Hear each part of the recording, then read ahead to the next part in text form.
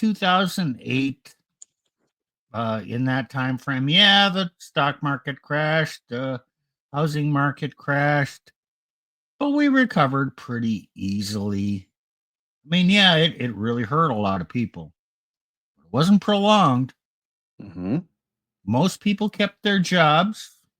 Yes. Yeah, tech suffered quite a bit in some other industries, but I can't say I've really suffered through any tough economic times in my entire life. I think we're due. And it's not going to be the end of the world, but it's going to be some tough times. And then it's not about you, it's about coming together with your friends to getting through things, people you can trust.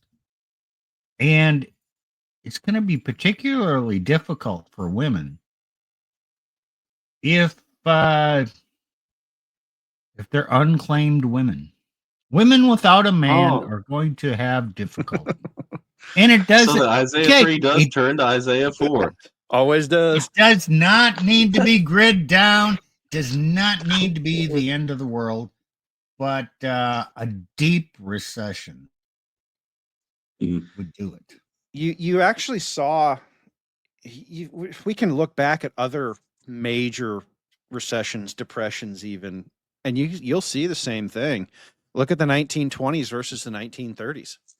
1920s, you had flappers, and it was 1920s was a very big time for the communist era of movement. It was a big time for feminism. 1920s was huge for feminism. And then by the end of the we'll go with by the mid 1930s, all those same women are very quietly wifed up,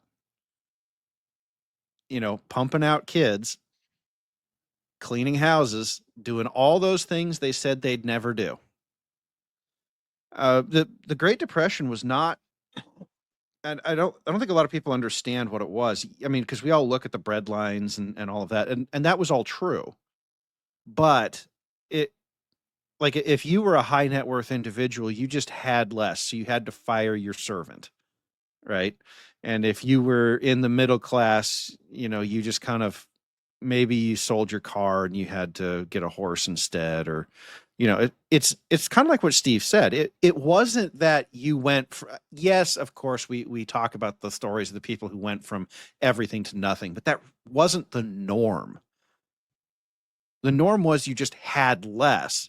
And there was a huge amount of marriage going on at the time, because even back in the 1920s, women were working. It was more what we would call nightclub type stuff too, yes. But So after that happened, and the women of the 20s became more conservative, so we say. yeah. How long did they stay conservative? So that's a fascinating question. My grandma grew up during the Great Depression. She was conservative for her whole life. This scarred her permanently. And interestingly enough, if you look at when the great feminism movement starts, it wasn't with that generation that grew up and came of age in the Great Depression. It was with their kids. Yeah. So it was a big enough shock. Then a reset. Everything went back to traditional families. Yeah. Those women never, for the most part, didn't go back to their liberal ways. Their kids did. And so I'd say from the 30s until the 60s. Yep. And just consider sexual conservatism. Sexual conservatism existed for about 30 years. Yep. Yeah. 30 years. That's a lot. That's an entire woman's fertility range. From like And that's being generous with the boundaries here, because technically it's 14, 15, all the way up to 45, right?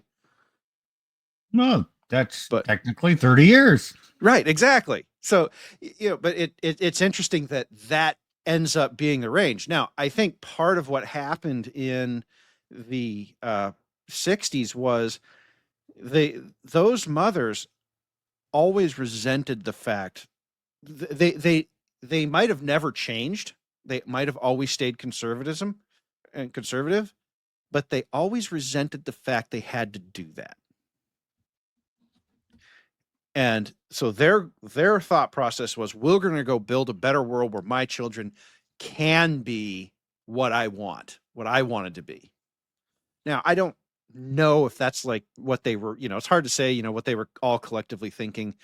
It's really hard to get good data from back then. But I'm just listening to my grandparents talk about that time.